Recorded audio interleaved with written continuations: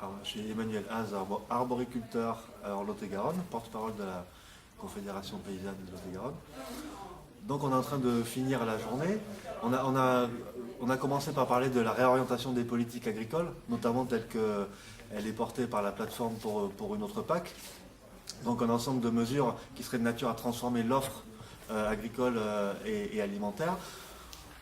On a ensuite traité de la question de la protection de ces choix collectifs nouveaux que pourrait constituer une politique agricole alternative.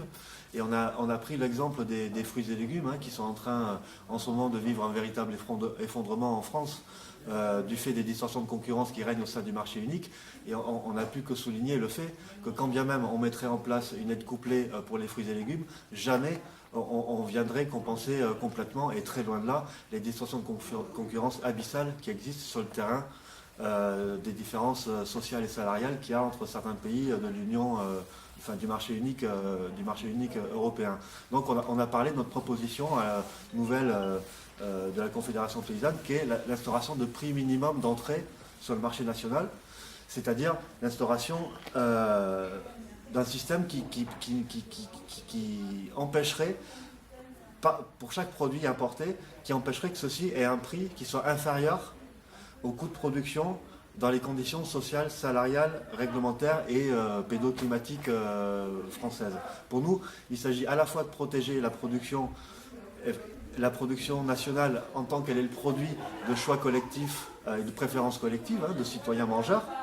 mais c'est aussi, les prix minimums d'entrée, c'est aussi pour nous qui sommes attachés à la transformation internationale des choses, c'est aussi une façon de penser un mécanisme, l'amorce d'un mécanisme d'harmonisation par le haut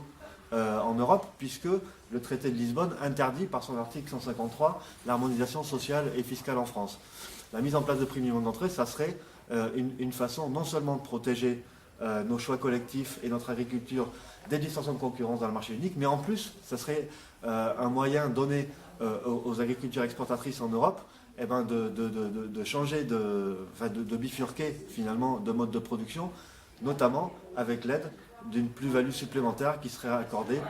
par le mécanisme des prix minimums d'entrée. Alors évidemment ça soulève la question des prix de l'alimentation et donc de l'inégalité économique qui règne dans la société